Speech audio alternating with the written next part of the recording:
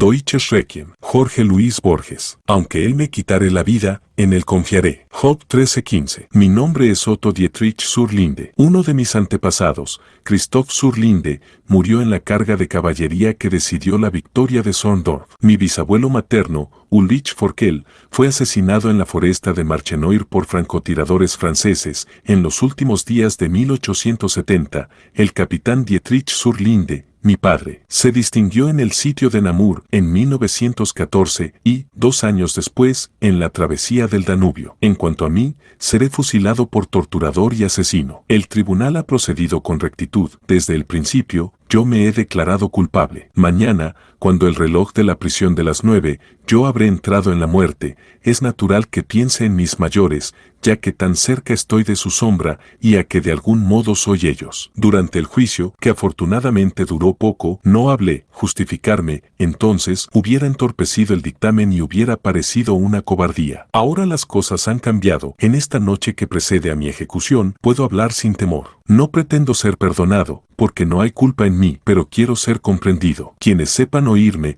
comprenderán la historia de Alemania y la futura historia del mundo. Yo sé que casos como el mío, excepcionales y asombrosos ahora, serán muy en breve triviales. Mañana moriré, pero soy un símbolo de las generaciones del porvenir. Nací en Marienburg, en 1908. 2 pasiones, ahora casi olvidadas, me permitieron afrontar con valor y aún con felicidad muchos años infaustos, la música y la metafísica. No puedo mencionar a todos mis bienhechores, pero hay 2 nombres que no me resigno a omitir, el de Brahms y el de Schopenhauer. También frecuenté la poesía. A esos nombres quiero juntar otro vasto nombre germánico, William Shakespeare. Antes, la teología me interesó, pero de esa fantástica disciplina y de la fe cristiana me desvió para siempre Schopenhauer, con razones directas, Shakespeare y Brahms, con la infinita variedad de su mundo. Sepa quien se detiene maravillado, trémulo de ternura y de gratitud ante cualquier lugar de la obra de esos felices, que yo también me detuve ahí, yo el abominable. Hacia 1927 entraron en mi vida Nietzsche y Spengler. Observa un escritor del siglo XVIII que nadie quiere deber nada a sus contemporáneos. Yo, para libertarme de una influencia que presentí opresora,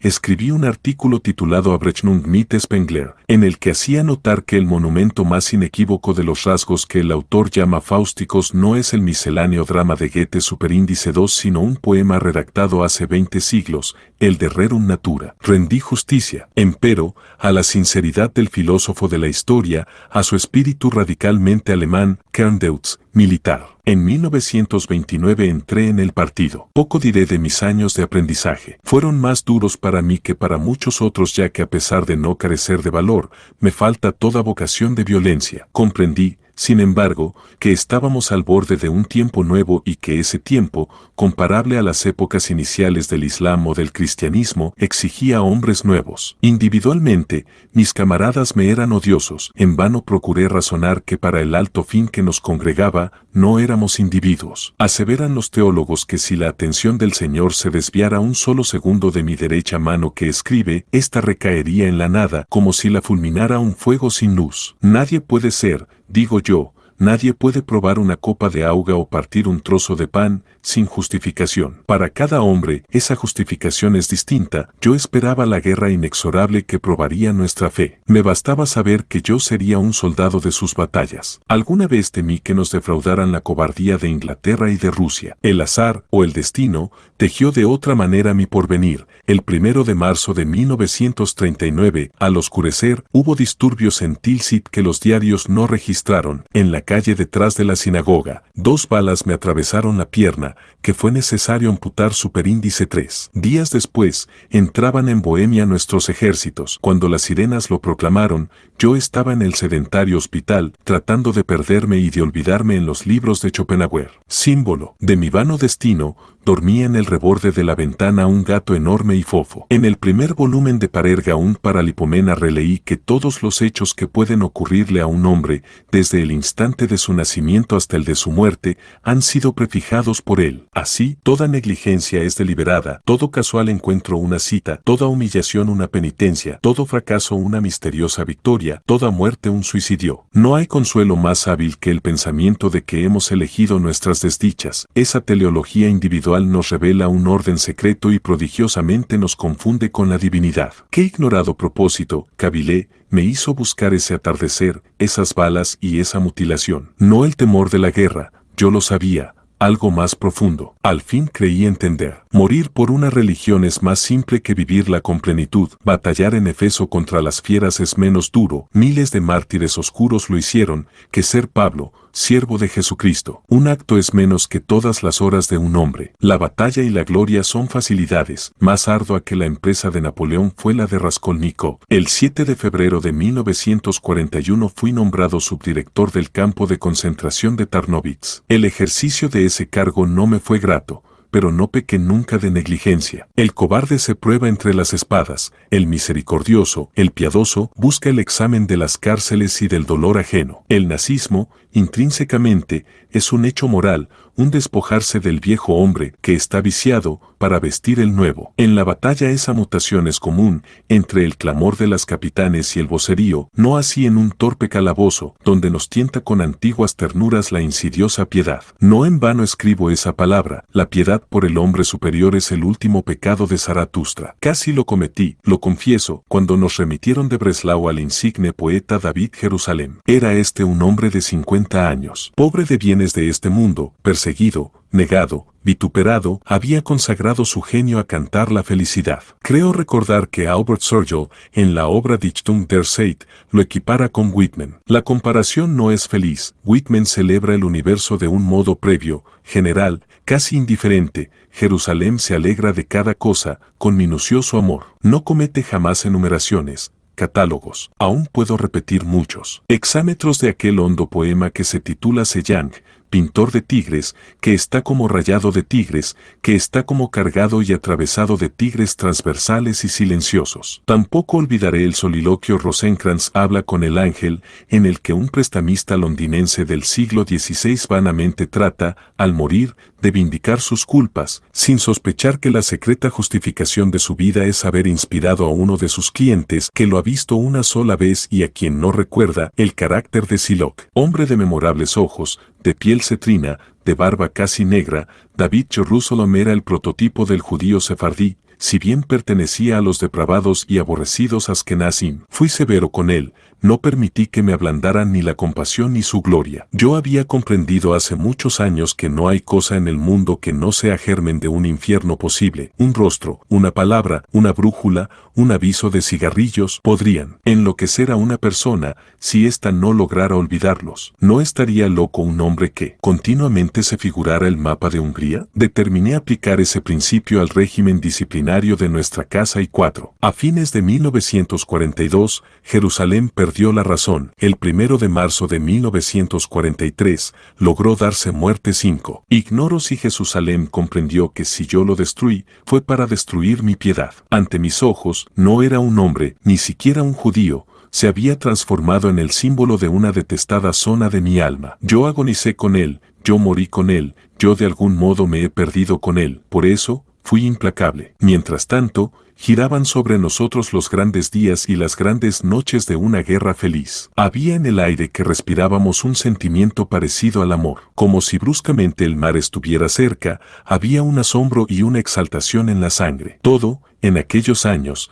era distinto, hasta el sabor del sueño. Yo, quizá, nunca fui plenamente feliz, pero he sabido que la desventura requiere paraísos perdidos. No hay hombre que no aspire a la plenitud, es decir, a la suma de experiencias de que un hombre es capaz. No hay hombre que no tema ser defraudado de alguna parte de ese patrimonio infinito. Pero todo lo ha tenido mi generación, porque primero le fue deparada la gloria y después la derrota. En octubre o noviembre de 1942, mi hermano Friedrich pereció en la segunda batalla de El Alamein, en los arenales egipcios. Un bombardeo aéreo, meses después, destrozó nuestra casa natal. Otro, a fines de 1943, mi laboratorio. Acosado por vastos continentes, moría el Tercer Reich, su mano estaba contra todos y las manos de todos contra él. Entonces, algo singular ocurrió que ahora creo entender. Yo me creía capaz de apurar la copa de la cólera, pero en las heces me detuvo un sabor no esperado, el misterioso y casi terrible sabor de la felicidad. Ensayé diversas explicaciones,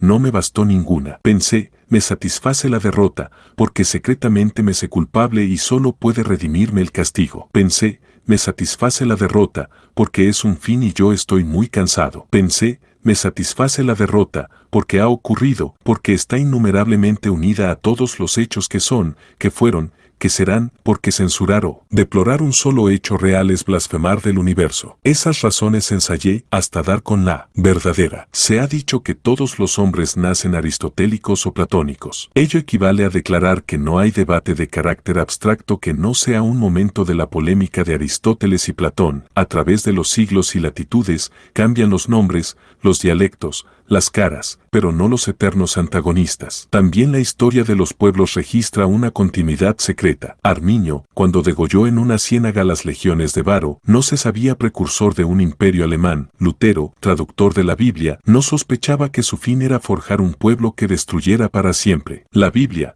Christoph zur Linde, a quien mató una bala moscovita en 1758, preparó de algún modo las victorias de 1914. Hitler creyó luchar por un país, pero luchó por todos, aun por aquellos que agredió y detestó. No importa que su yo lo ignorara, lo sabían su sangre, su voluntad. El mundo se moría de judaísmo y de esa enfermedad del judaísmo, que es la fe de Jesús. Nosotros le enseñamos la violencia y la fe de la espada. Esa espada nos mata y somos comparables al hechicero que teje un laberinto y que se ve forzado a errar en él hasta el fin de sus días, o a David que juzga a un desconocido y lo condena a muerte y oye después la revelación. Tú eres aquel hombre. Muchas cosas hay que destruir para edificar el nuevo orden. Ahora sabemos que Alemania era una de esas cosas. Hemos dado algo más que nuestra vida. Hemos dado la suerte de nuestro querido país. Que otros maldigan y otros lloren, a mí me regocija que nuestro don sea orbicular y perfecto. Se cierne ahora sobre el mundo una época implacable. Nosotros la forjamos, nosotros que ya somos su víctima. ¿Qué importa que Inglaterra sea el martillo y nosotros el yunque? Lo importante es que rija la violencia, no las serviles timideces cristianas. Si la victoria y la injusticia y la felicidad no son para Alemania, que sean para otras naciones. Que el cielo exista, aunque nuestro lugar sea el infierno. Miro mi cara en el espejo para saber quién soy, para saber cómo me portaré dentro de unas horas, cuando me enfrente con el fin. Mi carne puede tener miedo, yo, no. 1. Es significativa la omisión del antepasado más ilustre del narrador, el teólogo y hebraísta Johannes Forkel, 1799 a 1846, que aplicó la dialéctica de Hegel a la cristología y cuya versión literal de algunos de los libros apócrifos mereció la censura de Engstenberg y la aprobación de Tilo y Gesenius. Nota del editor. 2. Otras naciones viven con inocencia, en sí y para sí como los minerales o los meteoros. Alemania es el espejo universal que a todas recibe, la conciencia del mundo, das Weltbewusstsein. Goethe es el prototipo de esa comprensión ecuménica. No lo censuro, pero no veo en él al hombre fáustico de la tesis de Spengler. 3. Se murmulla que las consecuencias de esa herida fueron muy graves. Nota del editor. 4. Ha sido inevitable, aquí, omitir algunas líneas. Nota del editor. 5. Ni en los archivos ni en la obra de Soergel figura el nombre de Jerusalén. Tampoco lo registran las historias de la literatura alemana. No creo, sin embargo, que se trate de un personaje falso. Por orden de Otto Dietrich zur Linde fueron torturados en Tarnowitz muchos intelectuales judíos, entre ellos la pianista Emma Rosenzweig. David Jerusalem es tal vez un símbolo de varios individuos. Nos dicen que murió el 1 de marzo de 1943. El 1 de marzo de 1939, el narrador fue herido en Tilsit. Nota del editor.